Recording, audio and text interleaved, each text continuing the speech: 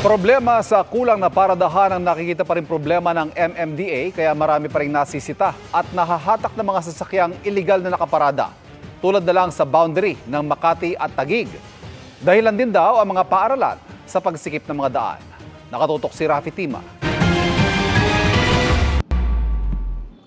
Ilang beses nang binabalik-balikan ng MMDA Special Operations Strike Force at ng Taguig Traffic Management Office ang bahaging ito ng Chino Rosas Avenue Extension.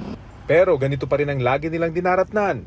Mga sasakyang iligal na nakaparada sa mismong tulay sa boundary ng Makati at Taguig. Kung sa ngayon po, medyo makulit po ang ating mga motorista na nag-illegal park, mas makulit po ang ating operation. Babalik-balikan po natin ito.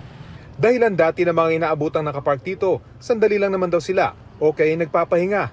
Pero batid ng MMDA, issue talaga sa parking space ang pangunahing problema. Pinag-uusapan na po natin ang pagpapatayo po ng mga common parking spaces para gayon pa man ay magkaroon po ng tamang parkingan ang mga motorista po natin. Bukod sa mga illegally parked na sasakyan, nagiging dahilan din ng pagsikip ng daloy ng trapiko dito ang ilang eskwelahan. Ayon sa Barangay Magallanes na nakakasakop sa lugar, babantayan nila ang pangako ng pamuno ng eskwelahan na maglalagay sila ng mga sariling tauhan para pagbawalang tumambay ang mga manunundo sa mga estudyante tuwing uwian.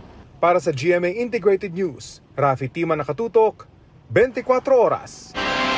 Mga kapuso, patuloy na tumutok sa mga balita. Mag-subscribe sa GMA Integrated News sa YouTube.